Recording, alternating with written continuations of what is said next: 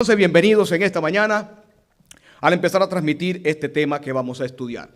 El tema de esta mañana, aunque está titulado en nuestros programas para la iglesia como La Manada Pequeña, el título que realmente va a tener en nuestras redes, allí en nuestra iglesia en esta mañana es: sobre esta roca edificaré mi iglesia. Hoy vamos a estudiar un tema, un texto muy conflictivo, pero que está claro en las Escrituras. Un texto que lo necesitamos entender para prepararnos para los días finales que estamos. Satanás sigue utilizando hombres en este mundo para engañar. Y por eso le digo a los amigos que van a ver este video, véanlo hasta el final. Si hasta ahora usted me ha escuchado en este momento y quiere usted escuchar de Jesucristo, de su palabra, vea el video hasta el final. Porque es muy importante este tema que vamos a estudiar en las Escrituras. Un texto que ha sido mal usado, un texto que ha sido mal interpretado para engañar al mundo. Y es necesario que entendamos esta frase que Jesús dijo allí. Lo vamos a dividir en dos, esta semana y la semana que viene, porque el texto tiene mucha riqueza teológica y necesitamos dividirla en dos. Sobre esta roca edificaré mi iglesia. El texto entonces lo vamos a estudiar en Mateo capítulo 16. Vamos a estudiar sobre la iglesia. Vamos a estudiar sobre la manada de Jesús. Vamos a estudiar entonces Mateo 16, versículo 18. Dice lo siguiente, Mateo 16, 18 al 19. Dice la palabra eterna de nuestro Dios: yo también te digo que tú eres Pedro, y sobre esta roca edificaré mi iglesia. No prevalecerán contra ella. Versículo 19. A ti te daré las llaves del reino de los cielos. Y todo lo que atares en la tierra será atado en los cielos. Y todo lo que desatares en la tierra será desatado en los cielos. El versículo 18, como siempre los seres humanos utilizando los textos fuera de contextos, dice allí, mi iglesia. Yo también te digo que tú eres Pedro, y sobre esta roca edificaré mi iglesia. Listo, hasta ahí llega todo el mundo. Y como Pedro fue el primer papa, desde ahí en adelante todos los papas hasta ahora, hasta ahí fue fundamentada nuestra iglesia. Hasta ahí se quedan. Y saben que Satanás siempre ha utilizado este método. Los textos fuera de contexto. ¿Qué significa un contexto? Sabe que en la Biblia existen contextos. Usted viene leyendo el pasaje y tiene que leer más arriba y más abajo qué viene diciendo el escritor, qué viene diciendo el pasaje, para que usted no lo distorsione. El contexto no solamente es literario, bíblicamente hablando. Nosotros estamos en un contexto en este momento, sí. Yo le pregunto, ¿estamos en un contexto de playa, de bañarnos en la playa? ¿Estamos en un contexto de estar en traje de baño? ¿Estamos en ese contexto? Pues no. Les pregunto, ¿estamos en este momento en un contexto de un cementerio? Aunque hay personas que tienen cara de cementerio, no es muchos. ¿Estamos en un contexto de cementerio donde estamos enterrando a alguien, donde hay dolor, hay lágrimas? ¿Hay eso, verdad que no? Vieron que cada ser humano está sumergido en un contexto cultural, histórico. En este momento estamos en un contexto cultural, estamos en Estados Unidos, pero estamos en un contexto religioso en este momento. Nosotros estamos sumergidos en un contexto en este momento. Los textos de la Biblia no los podemos separar. Una palabra usted no la puede separar del contexto donde está, porque pierde significado. La Biblia, el texto viene sumergido en un contexto de que Jesús viene hablando sobre un tema central. Entonces, si nos quedamos en el versículo 18, es donde muchos dicen, sobre esta roca, listo. ¿Y quién es esa roca? Cualquiera. Y otro dice, esa roca es un hombre. Y listo, ahí está. Y usted lo engañan fácilmente. Los inconstantes siempre han usado textos fuera de contextos y tienen apariencia de erudición, apariencia de teología, y es falso lo que están diciendo. Ya sabemos lo que es un contexto, entonces vamos a ver qué viene diciendo la Biblia o el Señor Jesús aquí para hablar sobre esta roca, y sobre Pedro que está hablando allí. El contexto viene diciendo del versículo 13. Vayan conmigo al versículo 13, que lo tenemos en pantalla. Muy bien. El versículo 13 dice lo siguiente: viniendo Jesús a la región de Cesarea de Filipo, estamos buscando el contexto, ¿ok? Lo anterior al texto, para ver qué viene diciendo. Viniendo Jesús a la región de Cesarea de Filipo, preguntó a sus discípulos diciendo: ¿quién dicen los hombres que es el Hijo del Hombre? Quiero pedirle al técnico que me le baje un poquito, que tiene un poquito de zoom. Ok, gracias. Vean, entonces el Señor llega a Cesarea de Filipos y le preguntó a sus discípulos: ¿qué dice la gente quién soy yo? ¿Quién dice los hombres quién soy yo? Y analicen, había confusión de quién era Jesús. Versículo 14. Como la hay hoy, hay gente que hoy no conoce a Jesús. Confusión, así había en su época. Ellos dijeron, uno dice que Juan el Bautista, ya Juan había muerto. Miren la confusión que había. Otros dicen que era Elías, ya Elías había cumplido su ministerio. Otros dicen que era Jeremías, imagínense. Otros dicen, o algunos dicen que eres un profeta, o alguno de los profetas. Ok. Y entonces ahora el Señor preguntó mucho más allá. Jesús dijo: y vosotros, es decir, ustedes qué dicen de mí, ¿quién decís quién soy yo? Saben, de esta pregunta es importante, mi querido amigo que nos ve, antes de avanzar estudiando el texto. Depende del concepto que tú tengas de Jesús, así va a ser tu salvación. Si usted tiene un concepto errado de quién es Cristo, su mente se va a aferrar a un Cristo falso, errado, pintado por los hombres, por la tradición, pintado por cualquier cosa. Y por eso que Jesús hace esta pregunta, una pregunta importante: ¿quién es Jesús para usted? Si Jesús para ti es un simple maestro, usted no se salva con ese concepto. Si Jesús para ti es un simple hombre en la historia, usted no se salva con ese contexto o con esa idea. Si Jesús para ti es un simple rabino, judío, o sí, como dicen muchos, un profeta, un maestro, usted no se salva con ese concepto. Y usted va a ver por qué. Cuando Jesús hace esta pregunta, ¿quién dicen ustedes?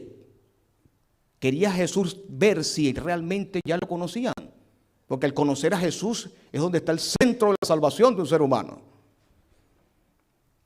Jesús quería saber allí, ustedes, le estaba hablando a los apóstoles, ¿quién dicen ustedes quién soy yo? Vean todo el contexto que el Señor viene hablando. Pero vino alguien que estaba bien con Dios en ese momento. ¿Quién fue ese? Que aunque a veces pescaba de chismoso, ¿no? Con problemas que tenía, como todo ser humano. Pero era muy sincero él. Y en ese momento había estado bien con Dios, había estado en una relación estrecha con su Señor. Había estado orando, estaba bien con su Señor. Y cuando el Señor pregunta más importante de la Biblia, Pedro, dice el versículo 16, respondiendo, así tenemos que responder nosotros en este mundo. Sin escondernos detrás de una tablet, detrás de un teléfono. No, mostrarle al mundo quién somos. Pedro sin titubear le dijo: tú eres el Cristo, el Hamashiach en hebreo. Tú eres el Cristo. Aquí hay dos premisas. El Hijo del Dios viviente, son dos cosas. Directamente de Dios, desde el plan de salvación. O sea que Pedro entendió que Jesús venía con el plan porque era el Mesías, ¿sí o no? Pero no solamente le dijo, tú eres el Mesías, porque muchos por ahí dicen Jesús el Mesías, muchos hermanos judíos mesiánicos, el Mesías por un lado y el Mesías y el Mesías y el Mesías. Hasta ahí no llega todo. Eres el Mesías, pero ahora avanza la idea, avanza la luz. El Hijo, o sea que ya lo hemos estudiado aquí cuando hemos... El Hijo, aparte eres el Mesías, eres el Dios hecho hombre. Es lo que está diciendo la Biblia aquí. De esta premisa dependía la salvación de Pedro y de la iglesia, ¿ok? Esta es una declaración de fe única. Ahí está toda la doctrina cristiana. Mesías e Hijo de Dios. Son dos cosas distintas. Mesías enviado, dirigido por Dios, pero dice el Hijo. El Hijo significa que es igual al Padre, enviado por el Padre, y es el auténtico Dios. O sea que hijo no es cualquier cosa allí. Hijo significa a la eternidad, la divinidad de Cristo. O sea que Pedro declaró que Cristo era el enviado de Dios, pero declaró que era ¿qué? Dios hecho hombre.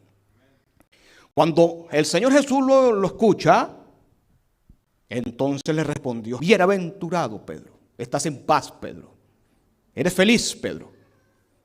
Ahí está la felicidad, ¿ves? Confesar a Cristo como nuestro Salvador, esa es la felicidad. Bienaventurado. Si usted no conoce quién es el Mesías, Cristo, lo primero que tienen que hacer antes de revisar libros de teología, arrodíllese y conviértase, porque esto lo revela eso. Ni sangre, sino te lo reveló ¿quién? Mi Padre que está en ¿dónde? Vean, ahora entramos al texto que estamos estudiando. Yo también te digo, desde el 13, 14, 15, el centro de la conversación no es Pedro. El centro de la conversación es ¿quién es Jesús?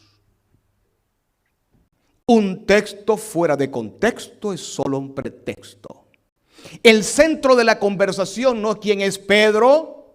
El contexto no es quién es los apóstoles. El contexto que él preguntó es ¿quién dicen ustedes quién soy qué? Y Pedro respondió: Señor, si tú estás pidiendo esa pregunta, en mi humildad de pecador te voy a decir quién tú eres. ¿Quién descubrí yo en conexión contigo y con el Padre? Yo. La declaración de Pedro. Y sobre esta roca, yo también te digo, ya que tú estás diciendo que yo soy el Mesías, ya que tú estás diciendo que yo soy el Hijo de Dios, también ahora te voy a decir a ti, Pedro, sé que sobre esta declaración que tú has dicho, vean que estamos sin añadirle ni quitarle el pasaje. Pedro, sobre la declaración que tú has dicho es la fundamento de mi iglesia. Por eso que el texto dice: yo también te digo que tú eres Pedro, y sobre esta roca que soy yo. Ahora, sacar los textos fuera de contexto, hasta ¿sabían ustedes que los que le hacen guerra al mundo entero político y hasta religioso, agarran un video como este y lo parten en pedacitos, ¿no? ¿Y tú sabes para qué lo parten en pedacitos? Para sacar de contexto lo que viene diciendo un orador o un político o un religioso. Eso lo hacen mucho la guerra en este mundo político, y lo hacen los periodistas, lo hacen mucho esto. Dejando el texto entonces en su junto contexto, Jesús está diciendo: yo soy la roca, sobre esta roca, sobre la declaración que tú has dicho, Pedro. La declaración que tú has dicho, porque yo pregunté y nadie me respondió, dijo Jesús. Yo respondí quién era, quién soy yo, y el único de mis apóstoles que dijo quién soy yo eres tú. No significa que los demás apóstoles no sabían, sí, pero el que respondió fue Pedro. Y el que respondió fue el fundamento. Lo que él dijo por su labio es el fundamento de la iglesia. Cristo como Mesías, enviado de Dios, el único que puede salvar, y Cristo como eterno Dios. Si usted lo acepta como Mesías, pero no como Dios, está en problema. ¿Ok? Y si lo acepta como Dios, debe saber que ese Dios se hizo hombre y también es el Mesías. Esa declaración tiene dos partes teológicas profundas en las Escrituras, que depende de allí nuestra salvación. Entonces, Pedro, tú eres Pedro, y sobre esta roca que soy yo. Porque la declaración que tú diste es de verdad, Pedro. No te lo declaró nadie, te lo declaró mi Padre. Mi Padre te declaró quién soy yo, y sobre mí va a ser fundada mi iglesia.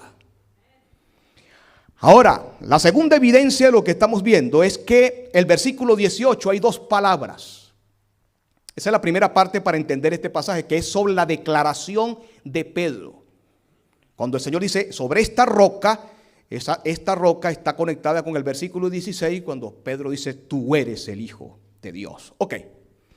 La segunda evidencia que estamos viendo aquí, que la roca es Cristo, es que hay dos palabras que usa el Señor Jesús allí. Cuando Él dice, yo también te digo, tú eres Pedro, ¿saben? Pedro tenía el nombre de Simón. Y el Señor le puso un sobrenombre, como todo, un sobrenombre judío, ¿ok? No para burlas. El sobrenombre en la antigua Israel es muy distinto como se usa hoy. Pedro, el Señor le dijo: Simón, tú te vas a llamar Pedro, en griego Petros. Pero en arameo también se dice Pedro, pero se dice de otra manera, se dice Cefas, que era el idioma que se usaba en la época de Jesús, arameo. Por eso que usted ve en la Biblia que a Pedro se le llama Pedro en griego, Petro, pero también se le llama Cefas, es el mismo nombre. Muchos los confunden. Vea, la palabra Pedro significa Petros, Petro, que significa piedra. ¿Sí? Y ahorita vamos a ver que no es la única piedra, todos nosotros somos piedras. Él lo dice. Todos nosotros, dice el Señor en la Biblia, somos piedra. Ahora, hay dos palabras importantes. Para Pedro se usa la palabra Petros, pero la palabra roca no es la palabra Petros, sino la palabra Petra, que es un femenino. Petra. El Señor le está diciendo: Pedro, tú eres Petros, pero la Petra soy yo. Tú eres Petros, una piedra, pero la Petra soy yo. Vean, si el Señor hubiese querido decir que Pedro es la roca, hubiese dicho: tú eres Petro, y sobre Petro edificaré mi iglesia. Estamos utilizando el griego. ¿Están conmigo? Tú eres Petro, Pedro pues, en griego. Tú eres Petro. Y sobre este Petro, ahí si hubiese estado en el texto original así, Pedro hubiese sido la piedra. No, tú eres Petro, una piedra importante. Pero sobre esta Petra, dos palabras distintas. Tú eres una piedra y yo soy la roca. Tú eres un Petro, yo soy la Petra. Tú eres una piedra, yo soy la roca. ¿Están viendo? Son dos palabras distintas. Jesús usa dos palabras distintas. Le dio una misión a él de ser piedra importante en la iglesia, como a todos nosotros. Tú eres Petro, pero esta Petra. Qué distinto Petros a Petra, y eso está en el original, ¿ok? Y muchas Biblias los traduce a pies de página para que no haya esas confusiones, porque es un texto que él ha usado Satanás durante siglos para engañar al mundo. Ahora, quiero que mis amigos del sonido me pongan una foto que está allí para que vean que hasta en el mundo geológico, en el mundo de la ciencia, hay una distinción entre Petro y Petra. Ellos utilizan esas dos palabras.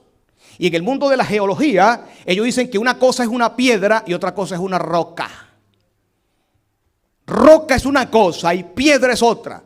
Petro es una cosa y Petra es otra cosa. Y Jesús hace dos palabras, la usa en el texto.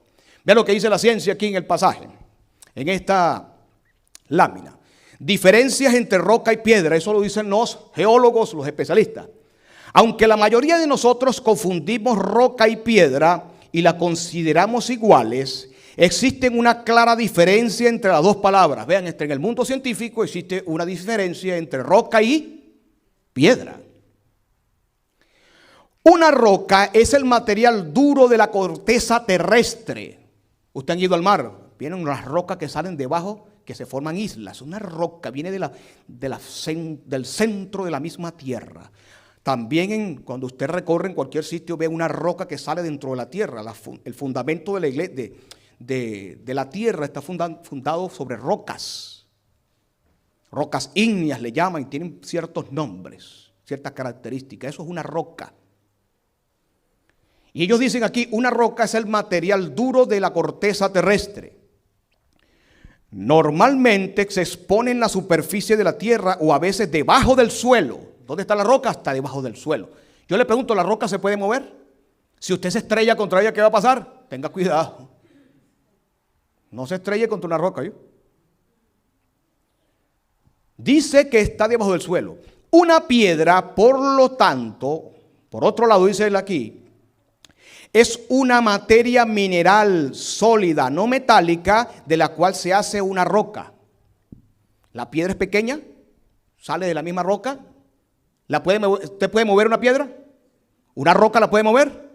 ¿Una piedrecita en el mar? ¿Puede usted moverla? Es lo que está diciendo la ciencia aquí. Una piedra, por otro lado, es un material mineral, es una materia mineral sólida, no metálica, del cual se hace una roca. De hecho, se puede decir que las piedras constituyen lo que se llama una roca. Esta es la principal diferencia entre una roca y una ¿qué? ¿Vieron? Usted va al mar y puede ver la diferencia entre una roca y una piedra. Puede ver dónde nació la roca, en el desierto, dónde está metida, que viene del centro de la tierra. Usted le pone dinamita y lo que va a hacer es hacerla pedazos, pero la roca no la va a poder dañar. Le quita pedazos y convierte en piedrecitas, ¿sí o no? Cuando le ponen dinamita. Y esos partiduras que se le hacen son piedras, pero la roca es otra cosa. Aquí el Señor Jesús hace la diferencia como lo hacen los científicos. ¿Sabe que los científicos utilizan la palabra Petra también y la palabra Petro para hacer diferencia entre piedra y roca? Jesús en el griego utilizó dos palabras distintas, amigo, no se deje engañar. Aquí dice la Biblia, Cristo le dijo, Pedro, tú eres una piedra. Importante, que vamos a ver ahorita que todos la somos. Muchos se confunden porque el Señor le puso esa palabra Petro. Y él tiene que ser la roca, pero si usted investiga más, si el Señor le puso ese sobrenombre Pedro, Petro, como también nosotros, todos somos Pedro, ¿sabían ustedes? Todos somos Petro, usted lo vamos a ver. Somos una piedra importante, pero no somos la roca. Somos piedrecitas, ¿ok? Pedro y nosotros, pero no somos la roca. Los primeros padres de la iglesia, que así se le llama históricamente, después que murieron los apóstoles, muchos de ellos, aunque estaban errados en muchas cosas, padres como Orígenes, como Crisóstomo, como Agustín, Ireneo, nunca le llamaron a Pedro que era roca. Nunca dijeron que Pedro era esa roca de Mateo 16, 18. Interesante ese dato histórico.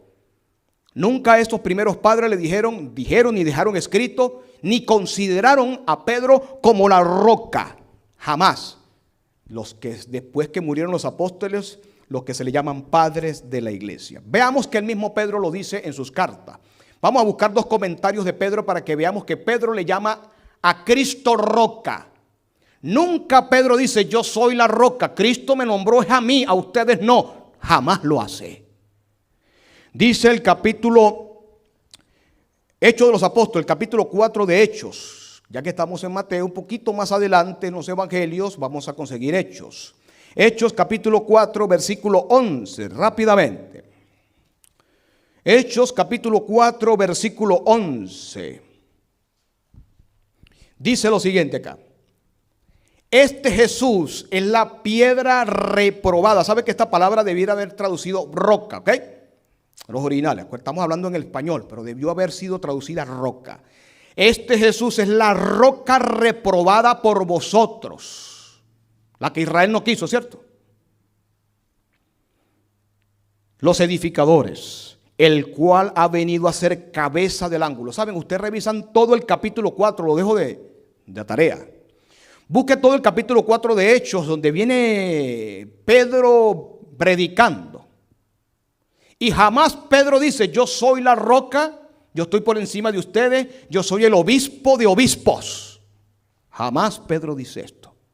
En todo el capítulo 4 o el capítulo 5 que usted puede ver en los capítulos de Hechos, nunca Pedro se autonombra la roca o le recuerda a ellos que allá el Señor lo nombró a él como la roca principal. Jamás. Pedro dice aquí, levanta esa Jesucristo y dice que Cristo es la roca reprobada. Y por eso que la roca es un símbolo, ahorita lo vamos a ver. Versículo 12, y en ningún otro hay salvación, porque no hay otro nombre bajo el cielo dado a los hombres en que podamos ser. Vean que Pedro exalta a Cristo como la roca, nunca se nombra a él. Vamos a su carta, vamos a la carta de Pedro. Ya que muchos dicen que Pedro supuestamente es la roca, es un error gramatical bíblico. Primera de Pedro capítulo 2, la primera carta del apóstol Pedro.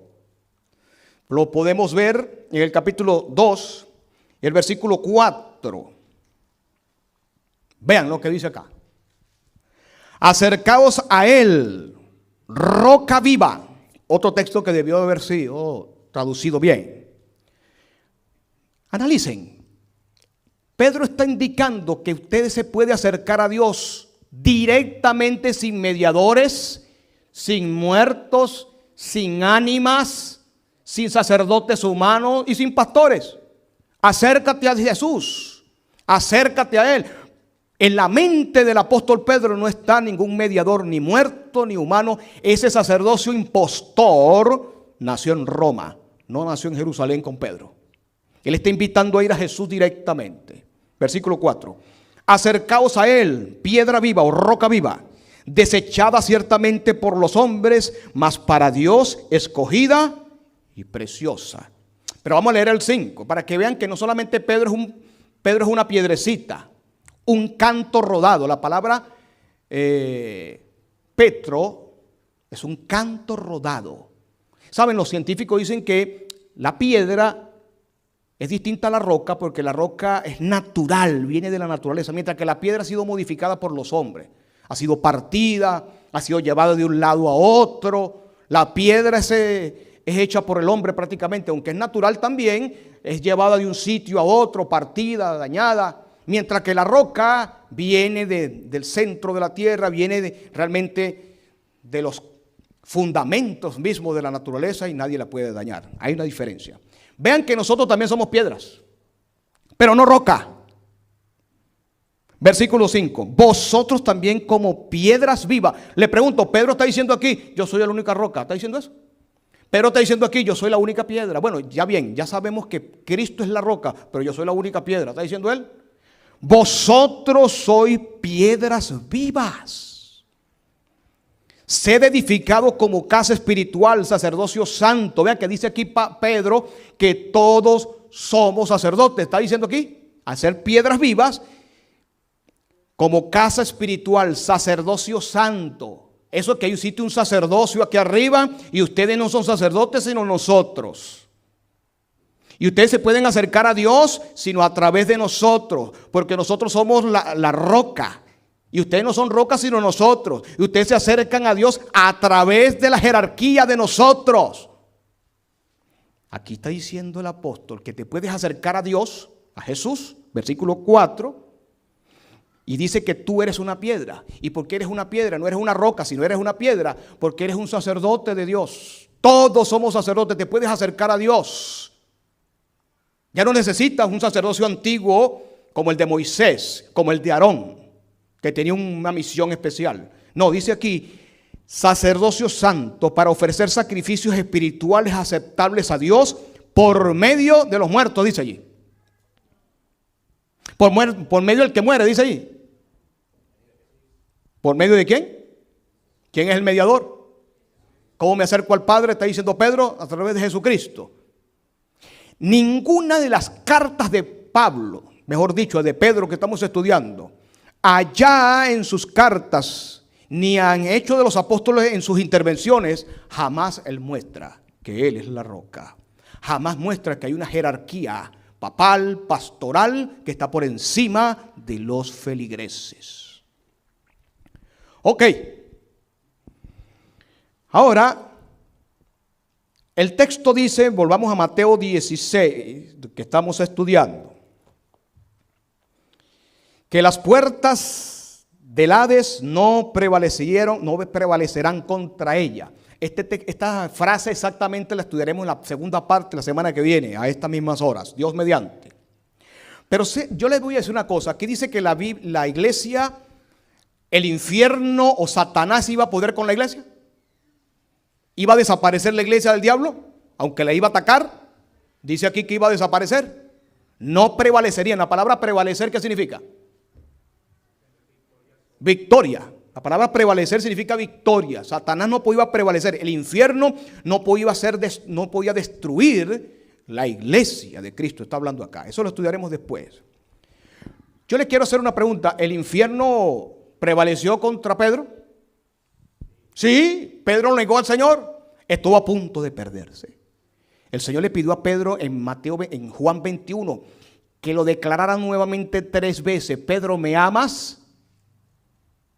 Y él respondió, Pedro, ¿me amas? Por segunda vez se lo preguntó 3 veces, porque las mismas 3 veces que él negó al Señor, Juan 21 dice que el Señor le preguntó otra vez 3 veces. Qué peligroso lo que decimos por nuestros labios, ¿sí o no? Pedro, el infierno avanzó con él. O sea que no puede ser la iglesia montada sobre Pedro, porque Pedro estuvo en peligro acá a punto de perderse después de haber dicho esto. Esto es otra evidencia que el texto, la roca es Cristo, porque si hubiese sido cimentada la iglesia sobre Pedro, la iglesia estaba a punto de perderse, ¿sí o no? Porque un hombre estaba a punto de también desaparecer por haber negado a Jesús.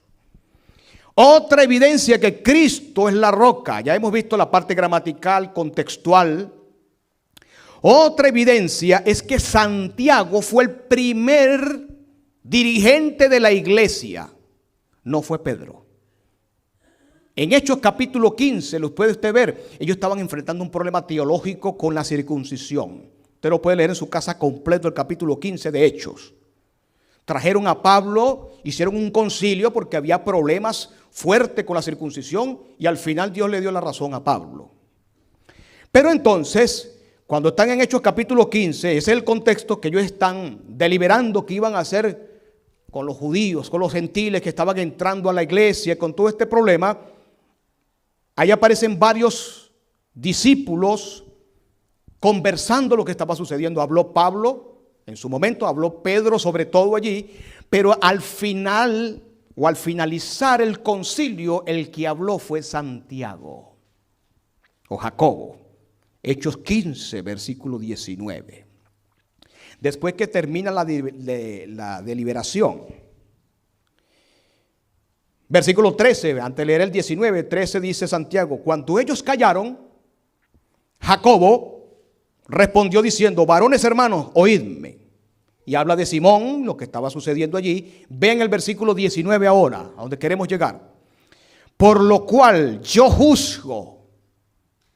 En muchas versiones tendenciosas le ponen ahí yo opino, pero la palabra original griega allí dice, es la palabra crino, que es la palabra que puede decir yo resuelvo, yo decido, yo juzgo. Por eso que aquí está bien traducida. Santiago, después que escucha a todo el mundo, ya él estaba en oración y dijo: vamos a llegar a una decisión. Yo juzgo, es decir, el último que tomó la decisión por ser el director de la iglesia cristiana, el primer anciano, por así decirlo, de la iglesia cristiana, precisamente no fue Pedro, fue Jacobo. Y dice aquí: por lo cual yo juzgo que no se inquieten los gentiles a que se conviertan al Señor. Esta es una evidencia de que Pedro no fue el principal. Como muchos han querido decir en internet, en muchas partes, que Pedro, al ser la roca, era el principal. Ya hemos visto que no es la roca, él es una piedra, ¿sí o no? Petros. Y ya estamos viendo en las evidencias que él nunca esa palabra roca la colocó para él. Y en tercer lugar, el texto está diciendo que el que juzgó, el que decidió todo el problema que estaba sucediendo en el concilio de Jerusalén fue Jacobo. Cuando dijo yo juzgo, ahí es otra evidencia. O sea, mis hermanos, que la iglesia católica romana está fundamentada sobre 4 errores en este pasaje. Ustedes sabían que el catolicismo romano está basado sobre Mateo 16 que estamos estudiando. Todo el papado está fundamentado sobre tú eres Pedro y sobre esta roca. ¿Por qué ellos agarraron ese texto? Para justificar la jerarquía papal. Ahorita la vamos a ver. Los 4 errores que tiene la iglesia romana al interpretar este texto es un error gramatical, que ya lo hemos visto. Es un error contextual, está fuera de contexto al decir que es Pedro la roca. Es un error teológico, porque de ahí acarrea una falsa doctrina, y es un error histórico. 4 errores cometidos en la historia por los monásticos de la iglesia romana para fundamentar sus mentiras. Y ojalá el que vaya a ver este video lo vea sin prejuicio y analice el texto por sí mismo, para que vean que el texto está fundamentado sobre la declaración de Pedro y no sobre Pedro mismo. La declaración de Pedro es Cristo como roca. Ya lo estamos viendo. Santiago entonces fue el primer director de la iglesia cristiana, el hermano del Señor. Otro punto, la palabra roca en la Biblia, hermano, no se puede aplicar a un ser humano, ¿sabían? Piedra sí, ya lo hemos visto, usted es una piedra. Pedro es una piedra, Petros. Pero la palabra Petra, en el femenino, que es roca, no se puede aplicar a un ser humano. La palabra roca. Vamos a verla rápidamente en Deuteronomio 32. Deuteronomio 32, versículo 4. Rápidamente. Dice el Señor aquí, oh Moisés inspirado por el Espíritu Santo. Deuteronomio 32, versículo 4 dice: Él es la roca, cuya obra es ¿qué? La roca representa perfección. Pedro era perfecto. Usted y yo somos perfectos. Él es la roca cuya obra es perfecta, porque todos sus caminos son rectitud. ¿Qué significa roca? Rectitud. Dios de verdad, o sea que Dios no miente, o sea que la roca significa no mentiras, sino que verdad. Es un símbolo de verdad. Y ninguna iniquidad en él, o sea que la roca es inconmovible, pero la roca es símbolo de no pecado. Pedro tenía pecado, tenemos pecado todos nosotros. La historia de los papas durante todas las épocas, terrible. En otro momento la podemos estudiar. Dice, ninguna iniquidad en él. Vean, Dios es justo y recto. El texto está diciendo que la roca simboliza todo esto que le estoy hablando. Hermanos, la roca en la Biblia representa refugio. Por eso que cuando está en el mar todo el mundo está buscando una isla. ¿Qué pasó con esa isla? Se está hundiendo un barco. ¿Y buscan qué? Una isla, es una roca, un refugio. Yo no sé en quién tú te refugias en este mundo, pero debes refugiarte en el Señor. En este mundo perverso que se hunde por sí mismo, buscando rocas en el dinero, buscando rocas en curas, en papas, en pastores. La roca es Jesucristo. Ahora, la roca representa preexistencia. Pedro era preexistente, existía antes de nacer. Preexistente significa existir antes de nacer. Preexistir, la palabra preexistir, antes de existir. Y usted dirá, ¿de dónde sacamos que la roca es símbolo de preexistencia? Primera de Corintios capítulo 10. Primera carta de los Corintios, capítulo 10. Vayan conmigo.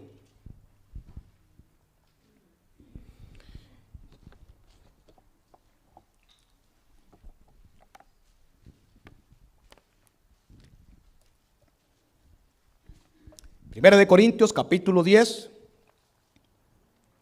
Hablando del pueblo de Israel cuando pasó por el desierto, Pablo aquí. Cuando pasó por el desierto con Moisés y fueron bautizados en el desierto. Versículo 3 de 1 de Corintios 10. Y todos comieron el mismo alimento espiritual. Y todos bebieron la misma bebida espiritual. Porque bebían de la roca espiritual que los seguía. Y la roca que los seguía, ¿quién era? ¿Sabe que era un milagro? Ellos venían caminando por el desierto. Qué bello esto. Y ellos venían viendo todos los milagros que Dios hacía. Y a veces veían que como Dios como que no estaba allí para probarlos. Pero avanzaban kilómetros y ellos siempre estaban viendo la piedra. Se quejaban y el Señor, Moisés le daba agua de esa piedra. Pero después que avanzaban kilómetros, la piedra estaba ahí. La misma, con la misma estructura, ¿ok? No era otra piedra. La misma piedra. Y después que avanzaban y avanzaban millas y millas, y cuando llegaban, ay, hermano Gilberto, estoy sediento. Y Gilberto me decía, ahí está la piedra. Y cuando volteábamos los dos a ver la piedra, era la misma. ¿Cómo hacía Dios para mover esa piedra? ¿Quién era esa piedra? ¿Cómo hacía Dios para mover esa piedra? No sé, era Cristo. Era Cristo. Cristo puede transformarse en lo que sea. Estaba ahí presente. No es que él iba escogiendo piedras, ¿ok? No es que él iba escogiendo por todo el desierto esta piedra, tiene esta forma, tiene un pico hacia arriba, otra piedra, otro pico hacia abajo. No, era la misma.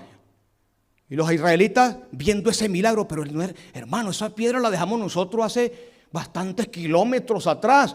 Y esta es la misma. ¿Qué estaba mostrando Dios allí? Estoy en medio de ustedes. La roca representa eternidad.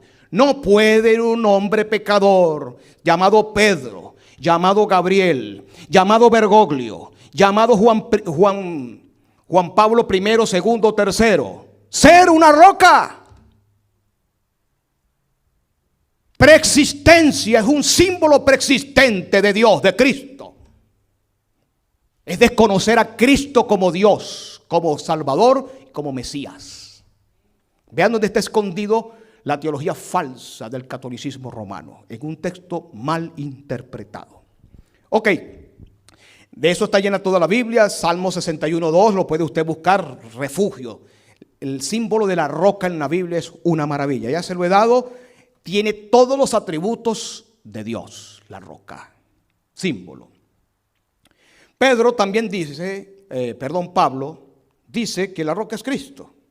Quiero buscar estos textos para que ustedes vean que ningún apóstol en el Nuevo Testamento, ningún apóstol apuntó a Pedro como roca principal ni cabeza. Ninguno, ni Pedro, ni Juan, ni los 12 apóstoles, ni el Antiguo Testamento tampoco. Ningún escritor bíblico apunta a Pedro como la roca principal. Eso no existe en las Escrituras. Es una añadidura. Y los teólogos que le añaden a la Biblia no son teólogos. Eso es un sacrilegio, eso es idolatría, eso es peligroso. Nunca los apóstoles apuntaron a Pedro como roca espiritual. Efesios capítulo 2, versículo 20. Edificados sobre el fundamento de los apóstoles y profetas, siendo la principal roca del ángulo, Jesucristo, ¿qué? ¿Quién es la roca en la Biblia? Cristo. Cuando entonces Jesús dice a Pedro, tú eres Pedro, tú eres Petro, y sobre esta roca, Cristo es la roca. Decir que un hombre es la roca, ¿ustedes saben qué están haciendo? Están quitándole a Cristo su cargo. Eso se llama ser un impostor. Eso significa ser anticristo, quitar el cargo de Cristo. Anticristo no significa en contra de Cristo, significa en lugar de Cristo, en lugar del refugio eterno que es Cristo. Eso lo hacen los hombres en este mundo. Quitar a Jesús como mediador, quitar a Cristo como perdonador de pecados, quitar a Cristo como único sumo pontífice y poner a un hombre, eso significa anticristo. Entonces, Pedro está diciendo aquí, el apóstol Pablo, mejor dicho, que estamos estudiándolo en este momento, dice que la principal piedra de ángulo, la roca, es Cristo. Ningún comentarista del Nuevo Testamento o ningún escritor del Nuevo Testamento apunta a un pontífice, ni mucho menos a un obispo como roca. Ok. Vean Primera de Pedro capítulo 5, vayan conmigo ahora en este estudio, en Primera de Pedro capítulo 5, que vamos a entrar en un tema muy importante ahora, punto. Primera de Pedro capítulo 5. En la carta de Pedro, su carta pastoral, versículo 1, relata algo muy importante. Ruego a los ancianos. La palabra que va allí, anciano, es la palabra presbítero. La palabra presbítero en griego significa anciano o presbítero, que se le usa mucho. ¿Ok? En muchos lo traduce como obispo. ¿Ok? Ruego a los ancianos, obispos o presbíteros, que están entre vosotros. Vean esto. Yo, anciano, también con ellos, testigo de los padecimientos de Cristo, que soy también participante de la gloria que será revelada. Le quiero hacer una pregunta a los amigos que me van a escuchar y a los que están presentes. ¿Pedro se está colocando sobre los demás obispos? Pedro está diciendo, ustedes me deben a mí algún tipo de pleitesía. Yo tengo el primado. Yo soy la roca que Cristo colocó. Él utiliza esos términos para él. Él nunca entendió eso como lo entienden mucho por allí. Él entendió claro al Señor. Tú eres una piedra importante. Tú eres Petro, pero la Petra soy yo. Él lo entendió.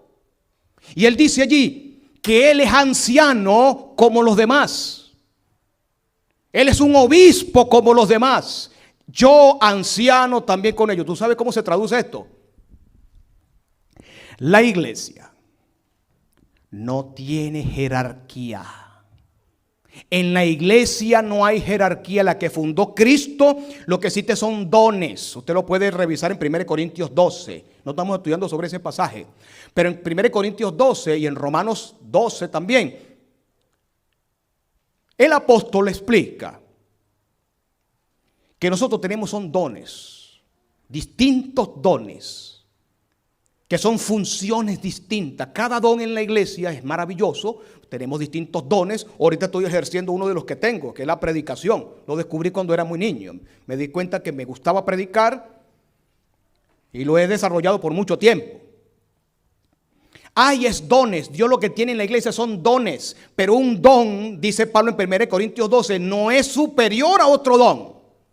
Eso no es superioridad, es funcionalidad distinta.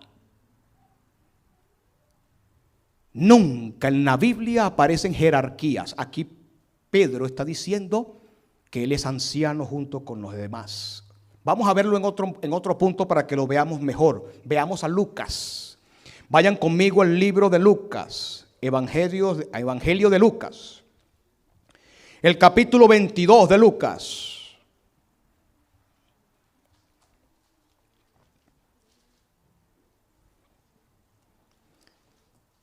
Lucas 22.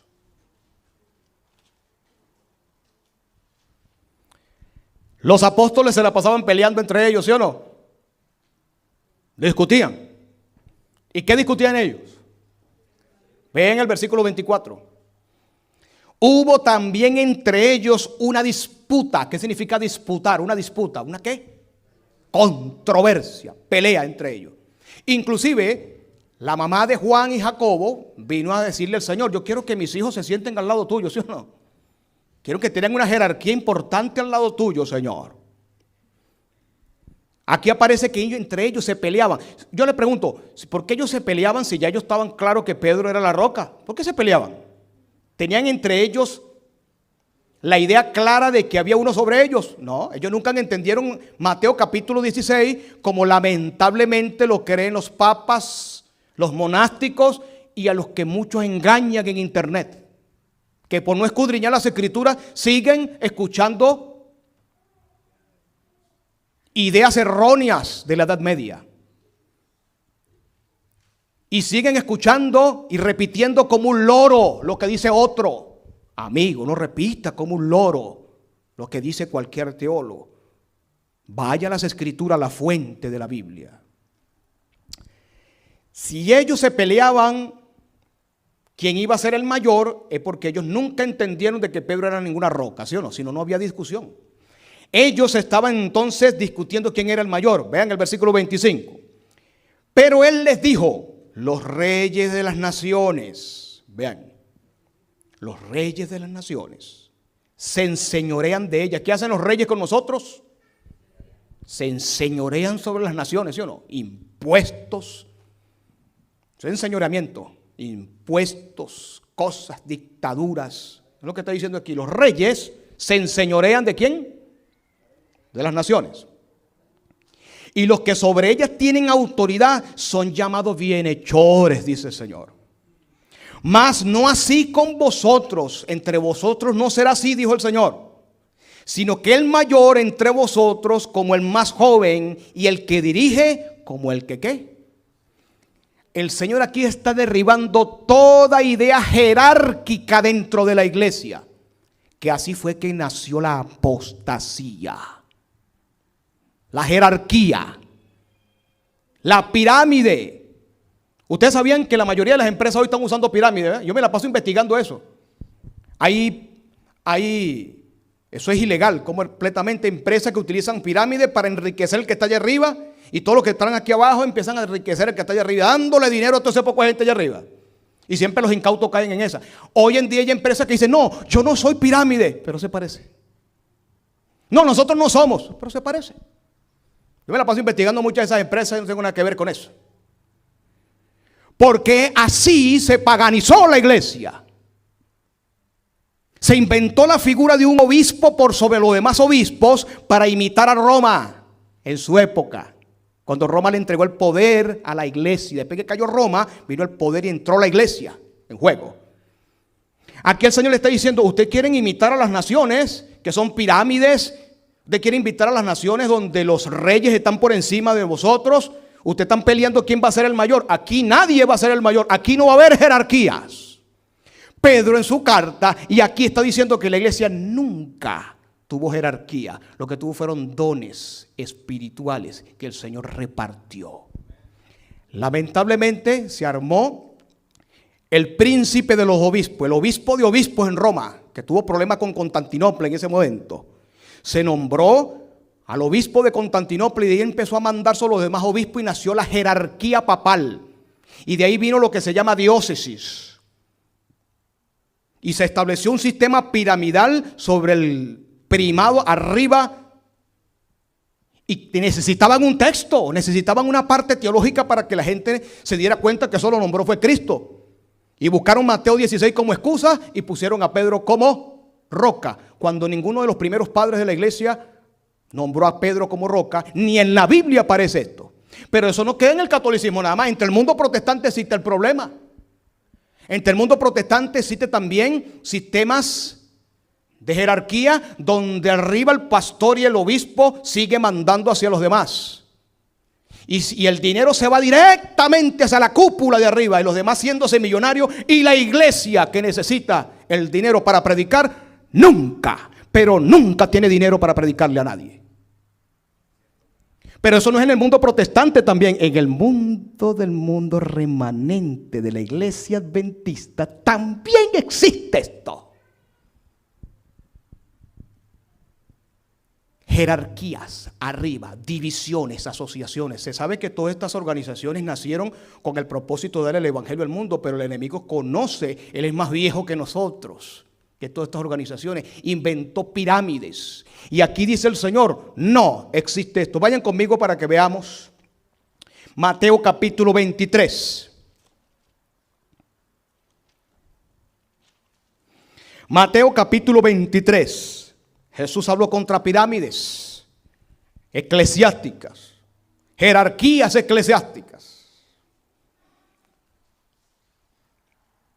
Mateo capítulo 23 dice, versículo 11. El que es mayor de vosotros será vuestro ¿qué? Pero analicen esto. Él habló de esto en un contexto. Le estaba hablando a los fariseos, que tenían también una jerarquía.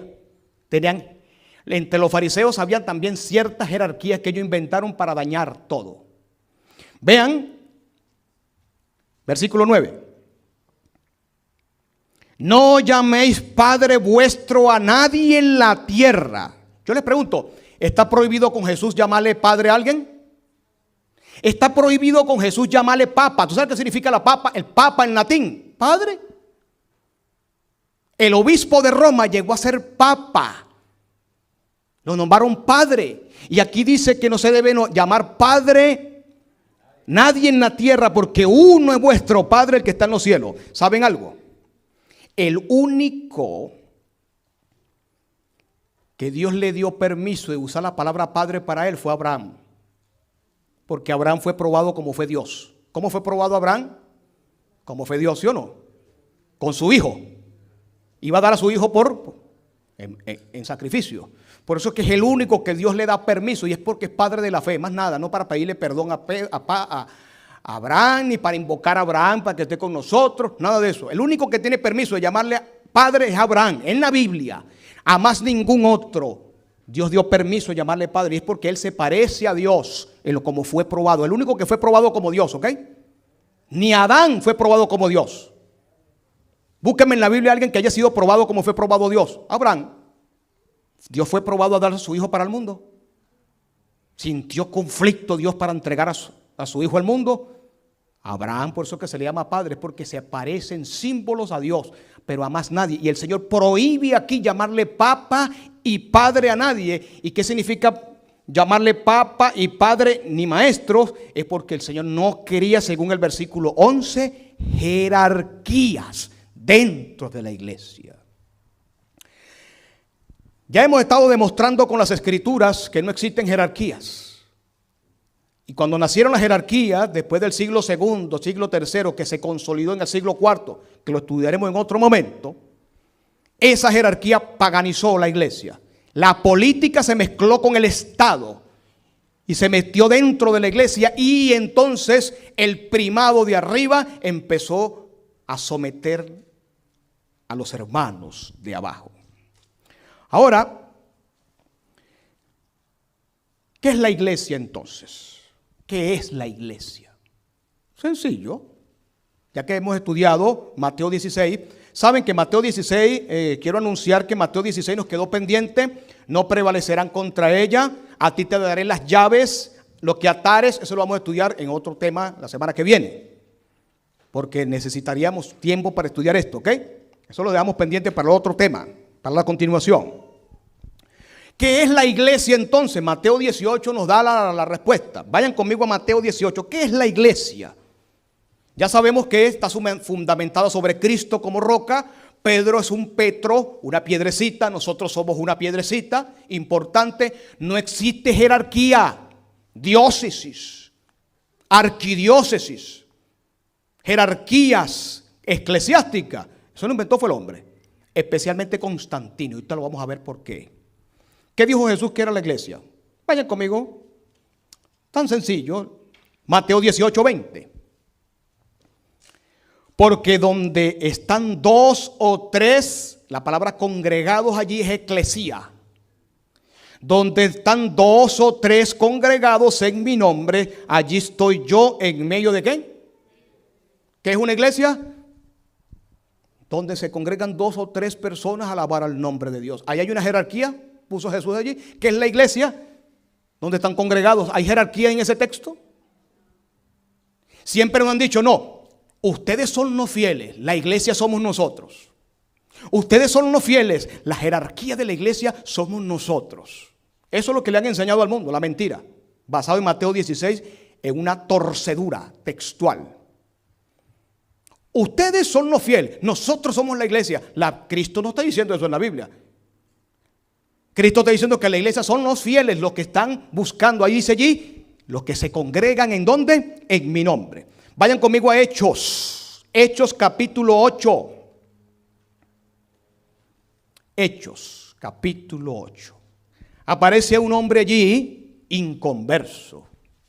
¿Cuál es ese hombre inconverso que aparece ahí? En Hechos capítulo 8. Según el versículo 1, ese hombre inconverso, ¿cómo se llamaba? Saulo, ¿ok? Saulus. Saulo consentía en su muerte. En aquel día hubo una gran persecución ¿contra quién? Contra la iglesia que estaba en Jerusalén. Y todos fueron esparcidos, porque ¿quién lo estaba persiguiendo? Saulo. Pablo no estaba persiguiendo a nadie. Pablo no, Saulo, ¿verdad? Por tierra de Judea, de Samaria, salvo los apóstoles. Versículo 2. Hombres piadosos llevaron a enterrar a Esteban e hicieron gran llanto por él. Eso es lo que dice el contexto, ¿ok? Del capítulo 7. Pero vean el 3. Y Saulo asolaba las oficinas, dice ahí. ¿Qué es la iglesia? ¿A quién asolaba Pablo? Saulo, perdón. Asolaba a la iglesia. Ahora, ¿cuál es la iglesia? Sigamos leyendo. Saulo asolaba la iglesia, entrando casa por casa. ¿Quién estaba buscando Saulo? Las computadoras que estaban ahí. ¿A qué estaba buscando Saulo? A la iglesia. ¿Dónde estaba la iglesia que iba a casa por causa? Vean. Arrastraba a hombres y a mujeres y los integraba a la cárcel. Le quiero hacer una pregunta. ¿A quién Pablo perseguía? A la iglesia. ¿Y quién era la iglesia? Los fieles. ¿Quién era la iglesia? Los fieles. Dice el texto que perseguía la jerarquía de la iglesia. Que era la jerarquía, solamente los que están arriba. A eso perseguía Pablo, o mejor dicho Saulo. Dice aquí que él asolaba a la iglesia casa por casa y los arrastraba a hombres y mujeres. ¿Quién componía la iglesia? Hombres y ¿qué? Veamos que entonces la palabra eclesía, congregación, se refiere a hombres y mujeres, a fieles. Pablo perseguía a los fieles. La iglesia son los fieles, no es una jerarquía. Y entre el mundo protestante, porque muchos hermanos católicos que nos van a ver van a decir, oye, pero nos está tirando demasiado a nosotros. No, hermano, ustedes son nuestros hermanos si buscamos a Cristo. No estamos hablando de la jerarquía papal nada más. En el mundo protestante es el mismo vicio que traemos del catolicismo romano, sin excepción. Las mismas estructuras eclesiásticas y papales existen en el mundo protestante y por eso es que hay tanta corrupción y no avanza la obra y no avanza el mensaje de Dios, porque seguimos con la idea de Constantino en nuestra cabeza. Veamos a quién perseguía Pablo entonces, a los fieles que Pablo perseguía. Quiero que me pongan una lámina que está allí, que tiene mucho texto, ¿verdad? Que fue la segunda. Vamos a ver esta lámina. Me la puede poner un poco más grande, por favor. Vean cómo nació la iglesia. Vean cómo nació la iglesia. Vean en Marcos, ¿dónde se reunía la iglesia? Puede ponerlo un poquito más pequeña para que todos vean el contexto donde viene. Un poco más pequeño, creo que ustedes lo pueden leer allí. Vean esto. En Marcos, en Hechos, todos los que están en Hechos de los Apóstoles, en Romanos, en Corintios, en Filipenses. Esta es la iglesia que fundó Jesús sobre Cristo, sobre Él. ¿Dónde se reunía la iglesia? Vean todas las palabras que están en ¿qué? En rojo. En casas, en casas. Aquí aparecen templos, en Hechos, los dos primeros textos en Hechos, porque ellos siempre iban al templo judío que estaba allí. Ahí sanaron a un muchacho y vino el problemón grande. En ese templo que estaban allí, ellos iban al templo, pero se reunían en las casas. ¿Dónde se reunía la iglesia? Casas. Toda esta evidencia bíblica no está por casualidad. En casas. En casa de Cornelio, en casa de María, en casa del carcelero, en casa de Lidia. En una escuela, por cierto, en una escuela ahí se reunieron en casa de Tirano. En una escuela se reunió la iglesia. Aquí dice, públicamente se reunían en casa, pero hacían campañas públicas, Hechos 20:20. En casa de Priscila, en casa de Narciso, en casa de Priscila y Aquila, repite, en casa de César, que tenía una casa allí. Casa de Ninfa, en la casa de Onesíforo, en casa de Filemón. ¿Dónde se reunía la iglesia? Las primeras comunidades donde se reunían. La iglesia empezó a ser perseguida y se reunía en casa. La iglesia terminará perseguida y se reunirá también en casa. Ahora yo no entiendo el afán de muchas iglesias remanentes, sobre todo las que queremos predicar la verdad presente. Montones de templos y pagando renta de templos tan costosos, cuando esa parata se puede reunir en casas para predicar el evangelio. Pero ¿usted sabe por qué pasa eso? Porque somos constantinianos, constantinólogos. ¿Y qué significa constantinólogo? Que queremos aparentar, que el carro llegue, que haya un púlpito, que haya vistosidad para que la gente llegue. Esto templo lo inventó fue Constantino. Mira cómo nació la iglesia, perseguida y avanzaba. La iglesia, la primera iglesia de Apocalipsis 2. Después la estudiaremos, avanzó en casas. Y a veces pensamos, necesitamos una jerarquía, necesitamos un templo. No, hermano, la iglesia auténtica nació en casas. Eran perseguidos y terminará en casas, no en templos. Pero todavía nosotros tenemos la idea constantiniana de tener una estructura, una jerarquía. ¿Y saben qué pasa con las jerarquías? Hace que el fiel no avance, hace que el fiel no predique, hace que el fiel sea flojo espiritualmente y que sus dones no se pongan en desarrollo. Todo se lo dejan a un anciano, a una anciana, a un director de canto, a un pastor y lo demás, ya escuché, me voy, ya me alimenté. Así está el mundo protestante. Esto fue en el primer siglo, pero cuando pasó el segundo y el tercer siglo con la persecución, vino alguien que paró la persecución. ¿Quién fue ese? Constantino. Y Constantino le dijo, ay, pero ustedes están fuera de moda. ¿Ustedes dónde se reúnen? En las casas, pues. La iglesia así es donde crecía. Grupos de 12, grupos de 5, grupos de 20, de allí. Grupos pequeños, como se le llamó antiguamente. Constantino dijo, no, esto hay que destruirlo. Yo les voy a hacer las capillas. Yo le voy a hacer las capillas y yo administro el diezmo y la ofrenda, ¿les parece? Y él entonces llamó al primer concilio de la iglesia llamado el Concilio de Nicea. Y esto lo desbarató Constantino. Casas, casas, casas, casas, casas. Lo sencillo de la iglesia cristiana, que lo vamos a estudiar después, ese no es el tema, lo destruyó Constantino en capillas, templos físicos. ¿Qué es la iglesia? ¿Una capilla? ¿Una oficina? ¿Una jerarquía? ¿Dónde se reunía la iglesia? ¿Y qué era la iglesia? ¿Las casas donde estaban reunidos? No. ¿Quién era la iglesia? Los fieles, a los que Pablo perseguía, a los que perseguía Calígula, a los que perseguía todos los Decio. Esa era la iglesia que ellos perseguían. O sea que la iglesia no está en Roma, mi querido amigo. La iglesia no está aquí donde estamos nosotros en una estructura. La iglesia eres tú y yo cuando nos reunimos a adorar. Es el fiel en las manos de ¿quién? De nuestro Señor Jesucristo. O sea que Constantino empezó a perseguir a la iglesia y la paganizó. La iglesia que estaba en sus casas. Si la iglesia quiere avanzar, tiene que salir de los templos donde está e ir a las casas, reunirse en las casas. Pero ¿saben por qué el mundo cristiano, como les repito, no le gusta las casas? Porque necesita que otro haga y yo no hago. Vean, Pablo predicando en Asia, por allá Felipe, cada quien cumpliendo su ministerio, ¿sí o no?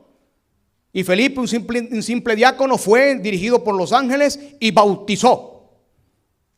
Ahora, la jerarquía que inventó, necesito una autorización para bautizar.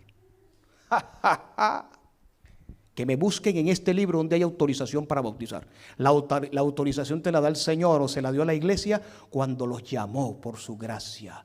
Mateo 28:19 dice, vayan y hagan discípulos.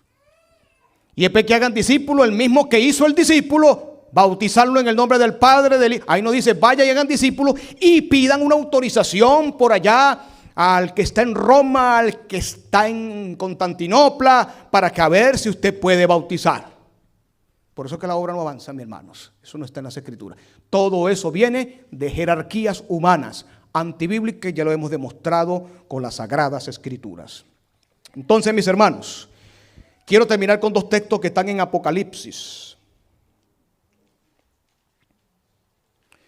Dos textos que están en Apocalipsis y citar el que la hermana tomó hace unos minutos al empezar nuestro culto. Apocalipsis capítulo 2, versículo 10. Vean que siempre Dios aquí habla de manera personal, no habla a nivel corporativo, jamás. Vean el versículo capítulo 2. No temas en nada de lo que vas a padecer. Cuando se presentó la iglesia perseguida, cuando se reunía en casas. No temas en nada lo que vas a padecer. He aquí el diablo echará a alguno de vosotros en la cárcel para que seáis probados y tendréis tribulación por 10 días. Vean lo que dice ahora. Sé fiel. Él no dice sean fiel. Dice ahí. Dios nunca habla en plural. Dios habla en singular. Le está hablando a un individuo ahí, ¿sí o no? A un fiel. Vean. Sé fiel hasta la muerte y yo te daré la corona de vida. Vean el mismo versículo como empieza en el versículo 10. No temas. Él no dice no teman. Él está hablando no temas a ti solo. Porque su iglesia es el fiel, el que le obedece. No temas. Está hablando a un individuo y en la palabra dice sé fiel. Sé. No dice sean. Dice sé fiel hasta la muerte. Vean cómo ¿cómo le explico? La nomenclatura de los textos se enfoca no a una corporación, no a una jerarquía, sino a un individuo fiel. ¿Ok? A un individuo fiel. Quiero mostrar una cita del Espíritu de Profecía para que vean que todo lo que estoy diciendo lo podemos ahora ampliar acá, en nuestro tema en esta mañana. Vamos a ver, vean esto. Unirse a la iglesia es una cosa y vincularse con Cristo es muy ¿de qué? Pero ¿qué nos enseñó el papado a nosotros? No, ustedes se salvan es a través de la jerarquía de la iglesia, a través de los sacramentos que nosotros le otorgamos a ustedes. La figura de la jerarquía que fue inventada por el papado y que la sigue también las iglesias protestantes, el propósito es manipular a los creyentes. Eso viene del judaísmo que también utiliza la misma forma de apostasía. Jerarquía. No todos los nombres que están registrados en los libros de la iglesia están registrados en el libro de la vida del Cordero. Vean esto. Muchos, aunque aparentan ser creyentes sinceros, no viven en conexión con Cristo. Muchos dicen, bueno, ya que la jerarquía de la iglesia la fundó Cristo, porque la fundó sobre la roca. Entonces vean lo que sucedió. Como la iglesia está fundamentada sobre un hombre, supuestamente que es la roca llamada Pedro, ellos son la iglesia, yo simplemente no soy iglesia, soy un simple fiel.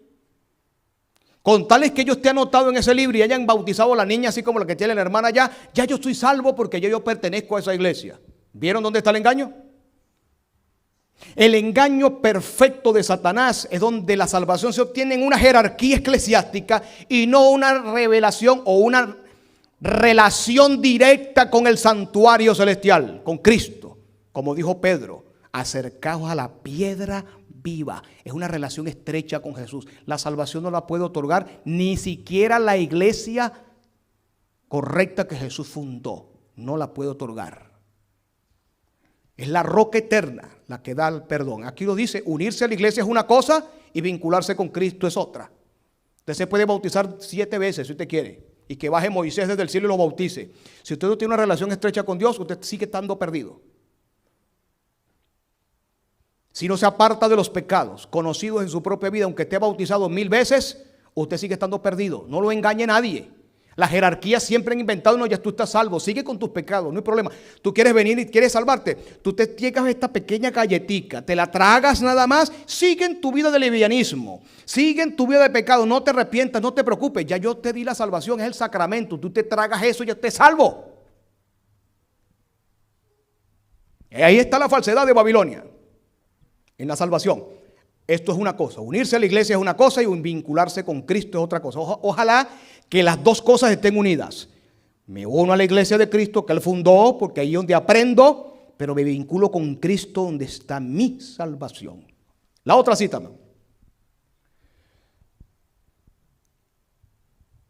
No somos salvos como una religión. ¿Sabe qué dijo Gregorio VII? Papa Gregorio VII. Fuera de la iglesia no hay salvación. Predicándole yo a un testigo de Jehová hace muchos años en mi tierra, él me dijo, si no, se molestó conmigo porque le mostré todos los argumentos bíblicos errados contra que tenían ellos, contra sus doctrinas.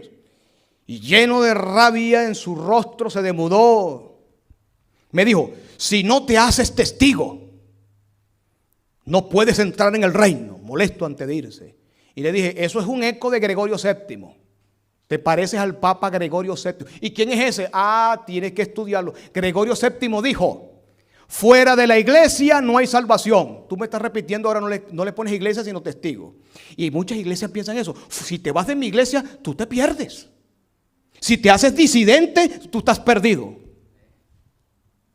Si te haces disidente y vas a estudiar las escrituras en una iglesia por allá y no estás plenamente bajo una asociación, bajo una confraternidad, bajo una conferencia, ya entraste en la perdición.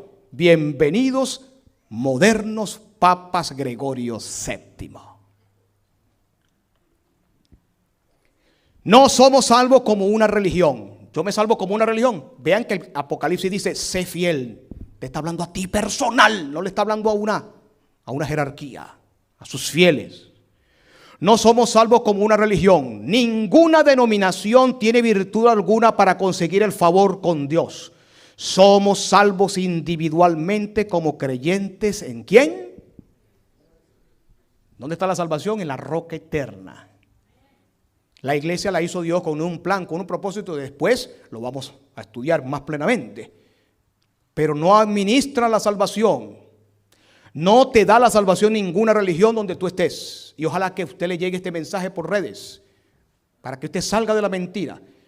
La salvación de tu alma no está en que yo sea una buena persona entre el musulmanismo, un buen budista, un buen católico. ¿Qué mejores católicos, buenas personas, mejores que nosotros? ¿Okay? No estamos hablando de conductas. Estamos hablando de que la salvación es otra cosa. No estamos hablando de moralidad. Un ateo puede ser mejor persona que yo. No estamos hablando de moralidad. La moralidad no salva a nadie. Es buena persona, educado, no maltrata a personas. Quizás yo sí y él no. Eso es otra cosa. Estamos hablando de que la salvación no la puede administrar ningún hombre, sino la roca que es Cristo. No la puede otorgar. Entonces aquí dice, Somos salvos individualmente. La otra cita, creo que me queda una o dos. Vean esta cita. Creo que la última, ¿verdad? Se requiere la conversión y no solamente el bautismo. La salvación no está en el bautismo. Hay colegas míos que me dicen, no, la salvación la tiene el bautismo. Bienvenido, señor Gregorio VII. ¿Que es una ordenanza? Sí. ¿Que tengo que hacerla? Claro que sí. Si no la hago, estoy rechazando a Cristo. Es verdad. Pero aquí la cita es clara. Se requiere la conversión y no solamente el bautismo. La salvación no está en el bautismo. No se recibe con tener los nombres inscritos en los libros de la iglesia. No se obtiene predicando la verdad. La salvación se consigue mediante una unión vivificante con la roca. ¿Una unión qué? Vivificante con Cristo que renueva el corazón. Y al hacer las obras de Cristo con fe y al trabajar con amor, paciencia, humildad y esperanza. Cada alma unida con Cristo será un misionero viviente para todos los que los rodean. ¿Estamos claros? Vean que la salvación se consigue mediante una unión vivificante con Cristo. No es a través de obras, ni mucho menos a través de ni siquiera el mismo bautismo. Hermanos, ¿qué es la iglesia? Usted. ¿Qué es la iglesia la que el Señor viene a buscar? ¿Dónde la va a conseguir? En casas donde la dejó. Fuera de jerarquías. Ahora, no significa eso ahora que la iglesia no va a tener un orden, ¿ok? Sí es necesario un orden, un tipo de organización, porque la Biblia dice que la iglesia se debe administrar con orden. Sí, debe haber un orden específico para que funcionen dentro de la iglesia los distintos ministerios, claro, para que dentro de la iglesia funcionen especialmente los dones espirituales, por supuesto que sí. Pero una cosa es un orden y otra cosa es una jerarquía. Otra cosa es un orden y otra cosa es decir que hay una pirámide y arriba, lo que se dice arriba, lo de abajo se debe de obedecer de manera ciega. Así nació el papado. Con decir que Pedro es la roca, inventaron documentos falsificados y de allí conectaron desde Pedro hasta el primer papa que nunca existió. Y hasta ahora, dicen ellos, Pedro, primer papa, ese eslabón empataron montones de documentos falsos para después de allí, papa tras papas tras papas, hasta el que está ahora. Amigos, esto es una falsificación de las escrituras. La palabra papa no está en la Biblia. La palabra católico no está en las escrituras. La palabra sacerdote para confesarle los pecados no está en la Biblia. La palabra sacerdote es aplicada a Cristo y a todos los creyentes, según Pedro. Entonces, mis queridos hermanos, las estructuras piramidales en las escrituras no aparece. Sobre esta roca, dijo Jesús, voy a edificar mi iglesia. Yo soy la roca. Tú eres Petro, yo soy Petra. Y allí está basada nuestra fe, nuestra salvación, en el Mesías y en el Hijo de Dios. Las dos cosas. En el Mesías enviado, como dijo Pedro, tú eres el Mesías, el Hijo. Él no se quedó nada más con Mesías y se quedó allí. No, él dijo, tú eres el Mesías, ahí está tu misión. Pero aparte de tu misión, tú vienes más atrás. Tú vienes desde la eternidad. Tú eres el Mesías, pero eres alguien más profundo que un simple enviado. ¿Quién eres? El Hijo del Dios viviente. No hay jerarquías, hermanos. La iglesia empezó perseguida en casas, terminará en los montes en casa. Si te sientes incómodo reuniéndote en un corredor porque necesitas una corbata y unas escaleras eléctricas que te lleven al púlpito para poder predicar, y necesitas una televisión. Cuando vino el coronavirus, yo dije, yo voy a ver dónde está la iglesia de verdad. Y montones de pastores que necesitan la jerarquía no hallaban qué hacer no hallaban qué hacer en las redes sociales. ¿Y dónde estaba el pueblo de Dios? Ahí estaba en su sitio. ¿Dónde estaba? En las casas, en los montes donde esté. ¿Cayó la iglesia de Cristo? No. La jerarquía fue la que estaban ¿qué? Temblando. Todas las jerarquías estaban temblando. Porque necesitan una estructura para engañar. Pedro no es ninguna jerarquía, es simple una piedra, como la somos tú y yo. Seamos las piedras vivientes, ¿ok? Si usted no está haciendo nada por el Señor, no es una piedra, ¿ok? Quizá puede ser una piedra, pero de tropiezo. Si usted no está haciendo nada por el Señor, ni se está consagrando al Señor, quizás usted sea una piedra, pero una piedra de tropiezo, una piedra en el zapato para que otro se convierta. Qué terrible es una piedra en el zapato, ¿sí o no? Bueno, no sea usted una piedra en el zapato, una piedra de tropiezo, sino sea usted ¿qué? La piedra. Sea usted un Petro, como Pedro, pero que ya sabemos que no somos la roca, ni Pedro es la roca, porque la Petra es Jesucristo. Vamos a cantar este bello himno para que nos inspiremos en esa roca eterna, esa roca que es divina, que es perfección, que es refugio, esa roca que es refugio, que tú puedes confiar en ella. No te vas a hundir, hermano, ni económicamente, ni mentalmente, ni emocionalmente te vas a hundir si tu roca es Jesucristo. No le temas a este mundo sí está sobre las arenas movedizas, este mundo sí se va a hundir porque no está sobre la roca. Nosotros estamos sobre Petra. No te vas a hundir, que voy a trabajar el sábado, no te vas a hundir, no trabajes ese día. La roca eterna no dejará que te hundas. No, que tengo que abandonar muchas cosas extrañas que hacía en el pasado. No te vas a hundir por guardar el sábado. No te vas a hundir por abandonar el mundo del narcotráfico. Está sobre la roca. Cristo dijo: yo soy la roca eterna. Pedro, tú eres una pequeña piedra, yo soy la roca. Ahora, si tú conoces sobre la roca, esa roca dijo que el sábado es sagrado. Esa roca dijo que Él venía por segunda vez. Esa roca dice: yo soy la roca de los siglos, soy preexistente y yo guardé el sábado aún después de muerto. ¿Por qué tenemos miedo entonces? Ay, tengo que cerrar mi negocio el sábado porque voy a perder dinero. ¿Estás sobre la roca o sobre quién estás tú? La roca eterna fue el que dijo que ese es su sábado sagrado. La roca eterna dijo que vendría por segunda vez. Esa es la roca que nosotros confiamos. Vamos a cantar este himno maravilloso. Roca de la eternidad. Así se llama este himno. Que Dios le pueda bendecir a lo que podemos transmitir. Que la paz de Cristo esté con ustedes y fundamenta tu vida sobre la roca, no sobre papas, sacerdotes, pastores, jerarquías humanas, sino sobre Cristo Jesús. Vamos a cantar este himno. Roca de la eternidad. Dámele ganancia a la pista.